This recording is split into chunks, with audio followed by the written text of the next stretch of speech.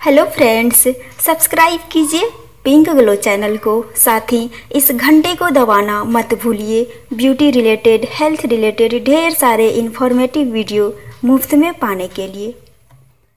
Pregnancy के दौरान कई तरह के बदलाव महिलाओं को देखने को मिलते हैं, जैसे कि भारीपन महसूस करना, सिर चकराना और बेहोश हो जाना। गर्भधारण करने के बाद महिलाओं के शरीर में हार्मोनल चेंजिंग के कारण कई तरह की शारीरिक परेशानियों का सामना करना पड़ता है और इन्हीं में से एक है गर्भावस्था के दौरान गर्भवती महिलाओं का सिर चकराना। फ्रेंड्स, आज के इस वीडियो में हम बात करेंगे प्रेगनेंसी के दौरान सिर चकराने के क्या कारण होते हैं और आपको क्या करना चाहिए। जब आप गर्भवती होती हैं तो उसके बाद चक्कर आना और बेहोश होना एक आम बात है। आप जब गर्भधारण कर लेती हैं तो उसके बाद आपके शरीर में ब्लड शुगर और ब्लड प्रेशर के लेवल में उतार चढ़ाव होने लगता है।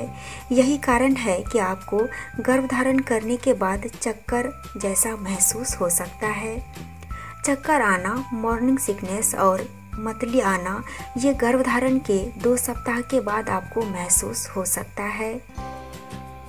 प्रेगनेंसी के दौरान 75% गर्भवती महिलाओं को चक्कर आने की समस्या होती है।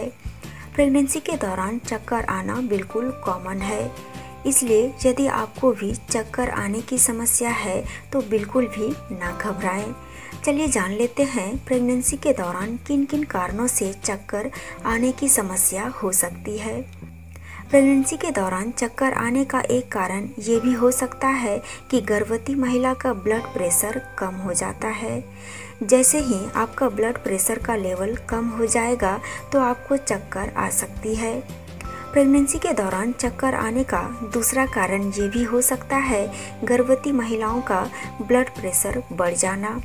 ब्लड प्रेशर का लेवल बढ़ने के कारण भी आपको चक्कर आने का एहसास हो सकता है।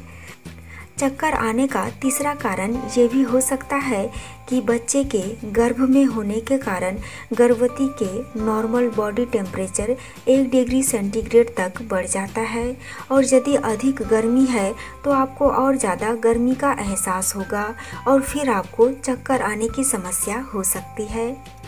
चक्कर आने का चौथा कारण ये हो सकता है कि प्रेगनेंसी के 3rd ट्राइमेस्टर के दौरान आप एक ही स्थान पर ज़्यादा टाइम तक बैठी रहती हैं या जब आप लेटती हैं तो एक ही पोजीशन में लेटी रहती हैं, जिस कारण बेबी का वेट शरीर के सीधे हाथ की बड़ी नस पर दबाव डालता है, जिस कारण ब्लड का फ्लो शरीर में कम हो जाता है और आपको चक्कर आने का एहसास हो सकता है।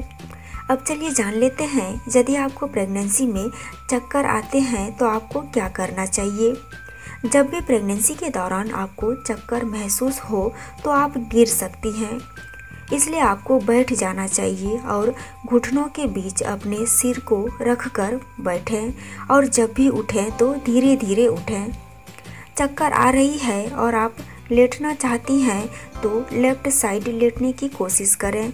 इससे मस्तिष्क में ब्लड सप्लाई बढ़ता है, जिससे आपको काफ़ी हद तक राहत महसूस होगी।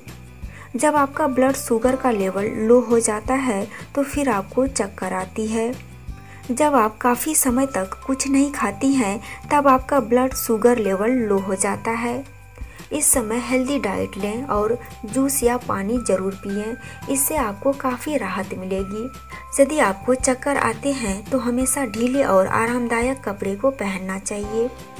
यदि आपने टाइट कपड़े पहने हैं तो उसे ढीला ज़रूर कर लें।